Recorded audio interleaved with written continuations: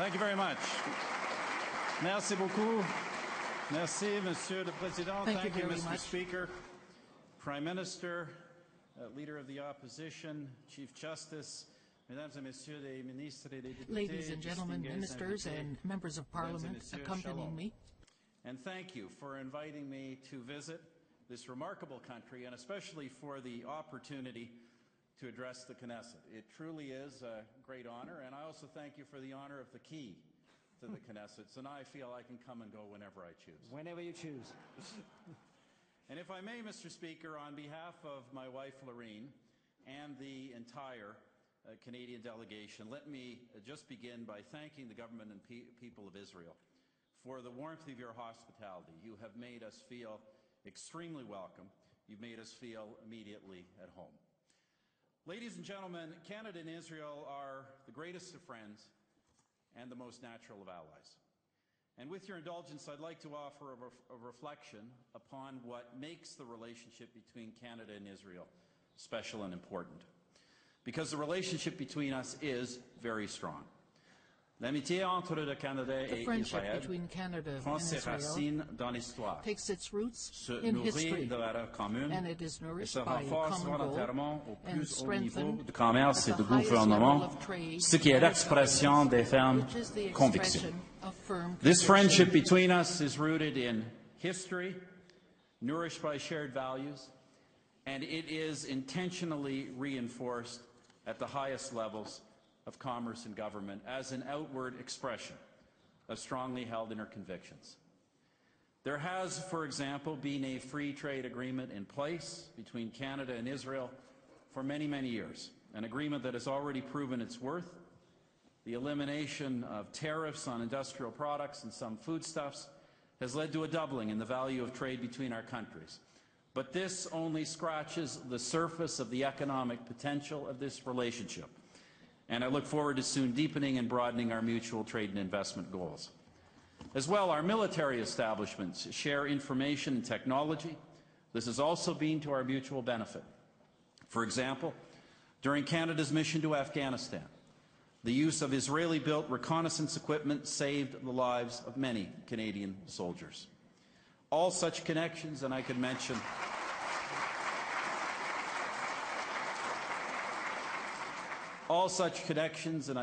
many more, science and technology, all build strong bridges between us. Cependant, pour bien comprendre la relation particulière entre Israël et le Canada, il faut regarder au-delà du commerce et des institutions, des liens personnels tissés par l'amitié et la parenté. However, to truly understand the special relationship between Israel and Canada, one must look beyond trade and institutions to the personal ties of friendship and kinship. Jews have been present in Canada for more than 250 years.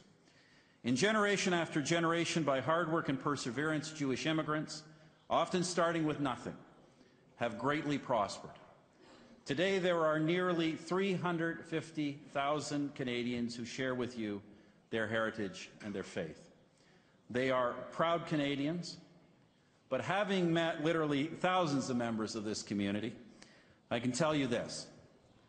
They are also immensely proud of what the people of Israel have accomplished here, of your courage in war, of your generosity in peace, and of the bloom that the desert has yielded under your stewardship. Lorene and I share that pride.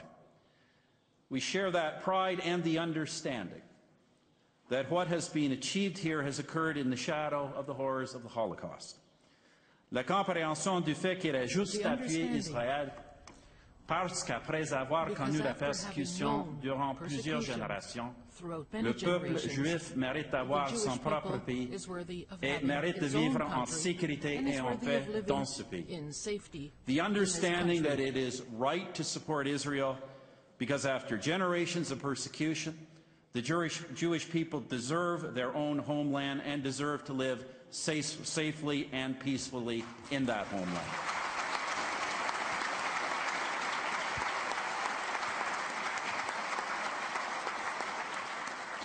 Now let me repeat that. Canada supports Israel fundamentally because it is right to do so. This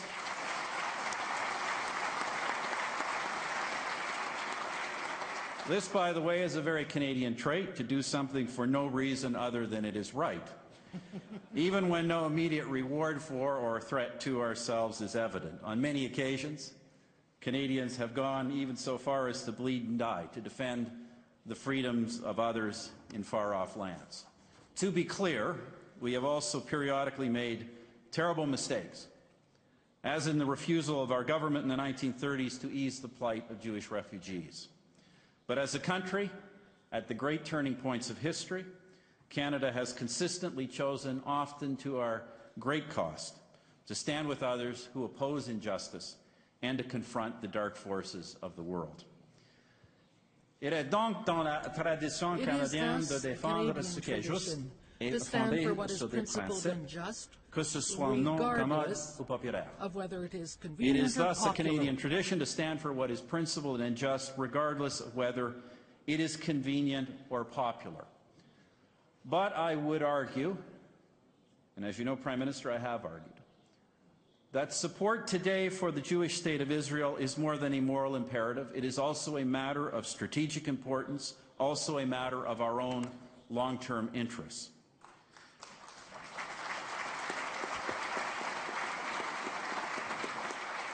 Ladies and gentlemen, I said a moment ago that the special friendship between Canada and Israel is rooted in shared values. En effet, Israël est le seul pays du Moyen-Orient à s'être ancré depuis longtemps dans les idéaux de liberté, de démocratie et des primautés de droit. Indeed, Israel is the only country in the Middle East which has long anchored itself in the ideals of freedom, democracy, and the rule of law. And these are not mere notions. They are the things that over time and against all odds have proven to be, over and over again, the only ground in which human rights, political stability, and economic prosperity may flourish. These values are not proprietary. They do not belong to one people or one nation, nor are they a finite resource. On the contrary, the wider they are spread, the stronger they grow. Likewise, when they are threatened anywhere, they are threatened everywhere. And who threatens them?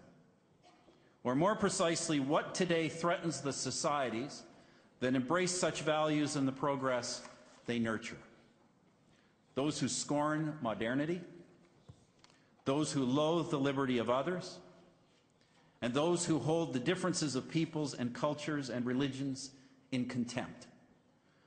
Those who often begin by hating the Jews, but history shows us, end up hating everyone who is not like them. Those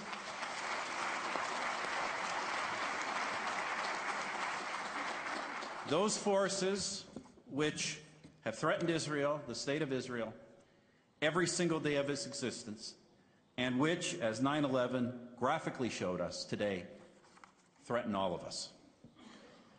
Ou bien nous défendons nos valeurs et nos intérêts ici either en we stand Israël. up for our Nous values défendons and our interests here in Israel, stand up for the existence of a free, democratic, and distinctively Jewish state, or the retreat of our values and our interests in the world will begin.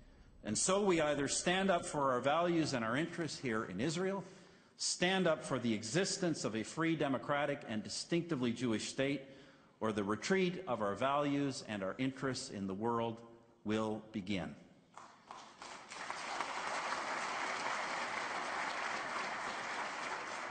Now, ladies and gentlemen, just as we refuse to retreat from our values, so we must also uphold the duty to advance them. And our commitment as Canadians to what is right, fair, and just is a universal one. It applies no less to the Palestinian people than it does to the people of Israel. Autant nous soutenons sans réserve le droit d'Israël de se défendre, autant nous préconisons depuis longtemps un avenir juste et sûr pour le peuple palestinien. Just as we unequivocally support Israel's right of self-defense, so too Canada has long supported a just and secure future for the Palestinian people. And I believe we share with Israel a sincere hope that the Palestinian people and their leaders will choose a viable, democratic Palestinian state committed to living peacefully alongside the Jewish state of Israel. As you, Prime Minister, have said, when Palestinians make peace with Israel, Israel will not be the last country to welcome a Palestinian state as a new member of the United Nations. It will be the first. Sadly, we have yet to reach that point, but when that day comes, and come it must, I can tell you that Israel may be the first to welcome a sovereign Palestinian state, but Canada will be right behind you.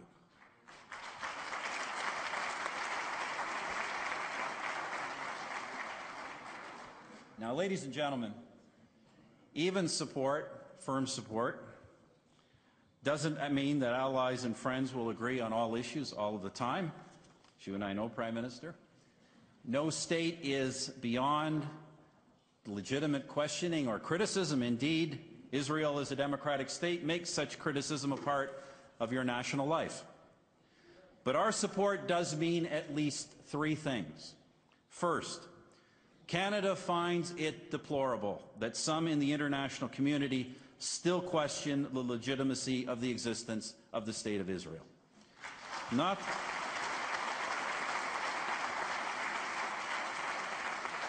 Notre point de vue sur le droit à l'existence d'Israël en tant qu'État juif est absolu et non négociable.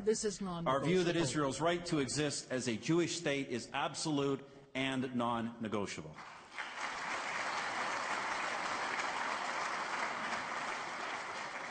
Deuxièmement, le Canada est convaincu qu'Israël devait pouvoir exercer ses pleins droits d'État membre de l'ONU et profiter de sa souveraineté dans toute sa mesure. Second, Canada believes that Israel should be able to exercise its full rights as a UN member state and to enjoy the full measure of its sovereignty. For this reason, Canada has spoken on numerous occasions in support of Israel's engagement and equal treatment in multilateral fora. And in this regard, I should mention that we welcome Israel's induction this month into the Western Democratic Group of States at the United Nations.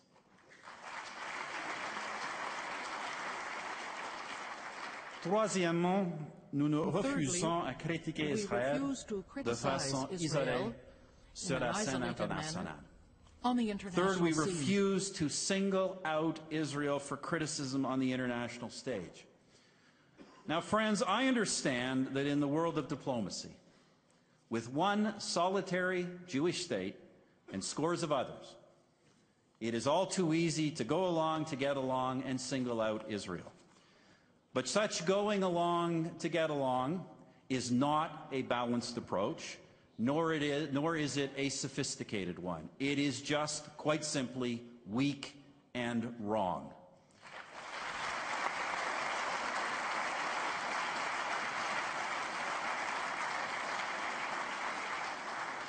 Unfortunately, ladies and gentlemen, we live in a world where that kind of moral relativism today runs rampant.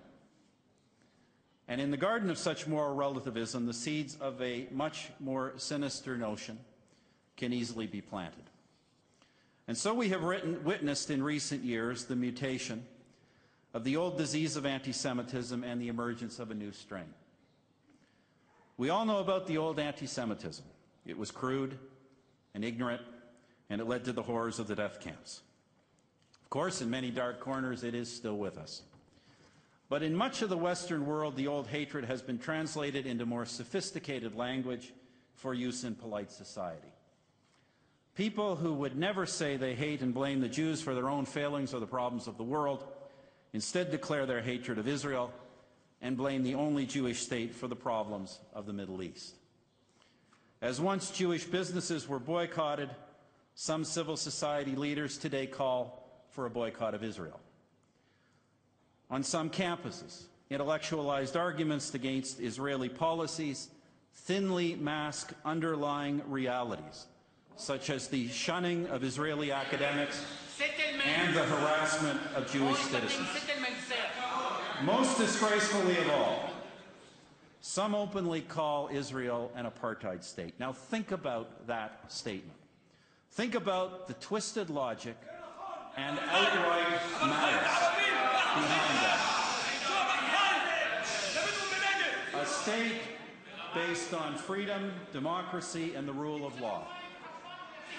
Founded so that Jews can flourish as Jews and seek shelter from the shadow of the worst racist experiment in history. That is condemned, and it is condemned in language, in the mass language of anti-racism. Friends, that is nothing short of sickening.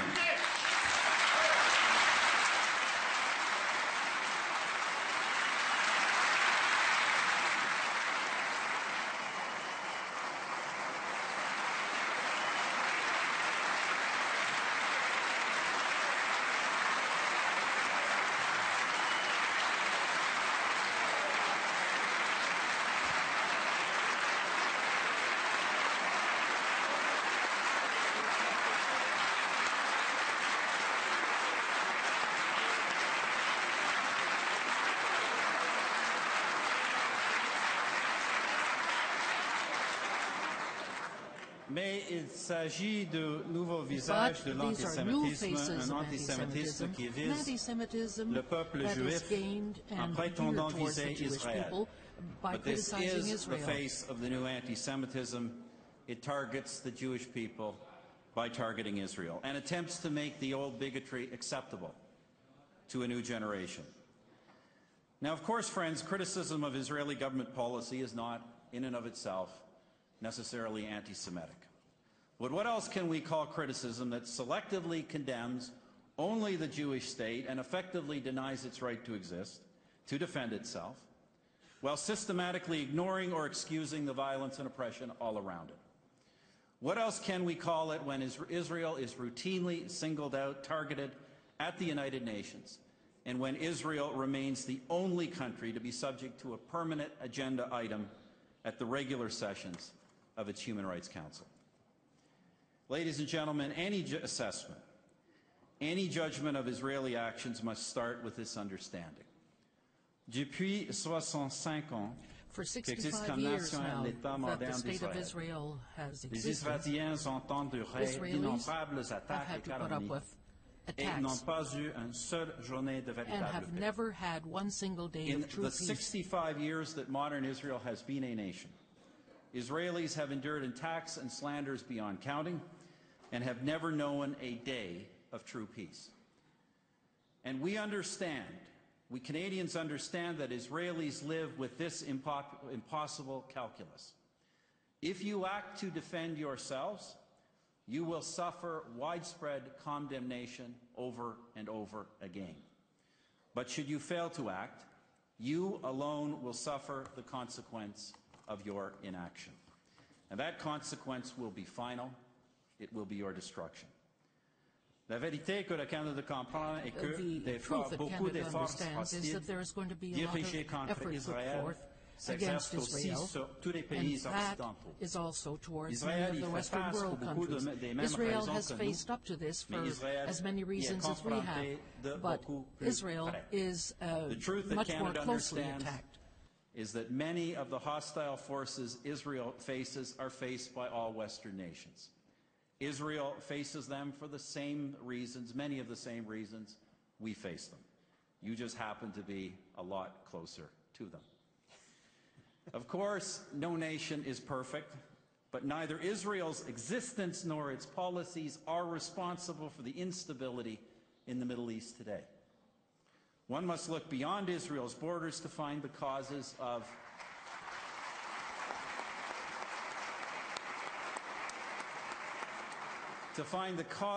the relentless oppression, poverty, and violence in much of the region, of the heartbreaking suffering of Syrian refugees, of the sectarian violence and the fears of religious minorities, especially Christians, and of the current domestic turmoil in so many states. So what are we to do? Most importantly, we must deal with the world as we find it. The threats in this region are real, deeply rooted, and deadly, and the forces of progress often anemically weak. For too many nations, it is still easier to scapegoat Israel than to emulate your success. It is easier for them to foster resentment and hatred of Israel's democracy than it is to provide the same rights and freedoms to their own people. I'm convinced that a Palestinian state will see the light of day, and one of the conditions that will enable it to come is when the regimes that have been funding terrorism will realize that the road to peace is one with conciliation and not violence. I believe that a Palestinian state will come, and one thing that will make it come is when the regimes that bankroll terrorism realize that the path to peace is accommodation, not violence. Which brings me to the government of Iran. Late last year, the world announced a new approach to diplomacy with the government in Tehran. Canada has long held the view that every diplomatic measure should be taken to ensure that regime never obtains a nuclear weapon.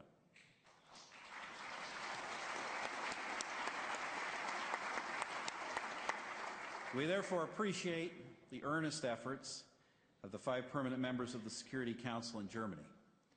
Canada will evaluate the success of this approach not on the merit of its words, but on the implementation and verification of its promised actions. Nous espérons vraiment. We truly hope that it will be possible to see to it that the Iranian government commit itself to ceasing manufacturing nuclear arms. But for the moment, Canada is very much in support with the sanctions that we have imposed. We truly hope that it is possible to walk the Iranian government back from taking the irreversible step of manufacturing nuclear weapons. But for now, Canada's own sanctions will remain fully in place.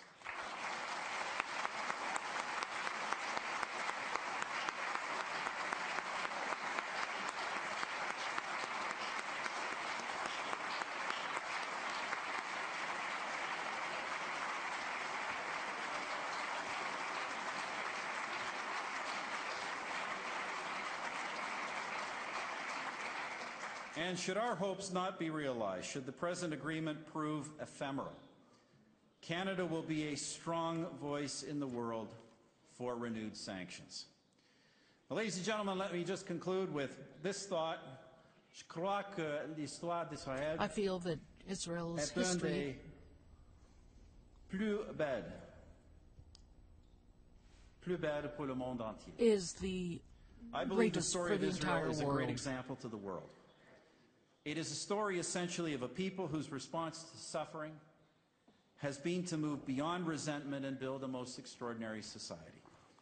A vibrant democracy, a freedom-loving country with an independent and rights-affirming judiciary, an innovation world-leading startup nation. You've taken the collective memory of death and persecution to build an optimistic, forward-looking society. One that so values life, you will sometimes release 1,000 criminals and terrorists to save one of your own. In the democratic family of nations, Israel represents values which our government takes as articles of faith and principles to drive our own national life.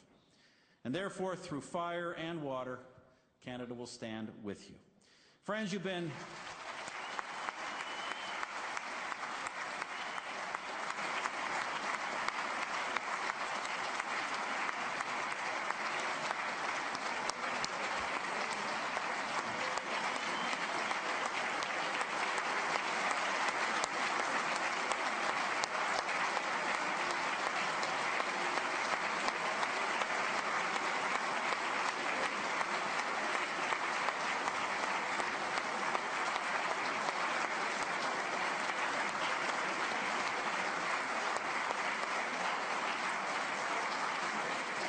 Thank you, friends. I know I should quit right there.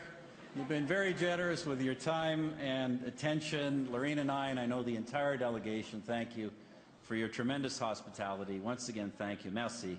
Thank you for having us, and may peace be upon Israel.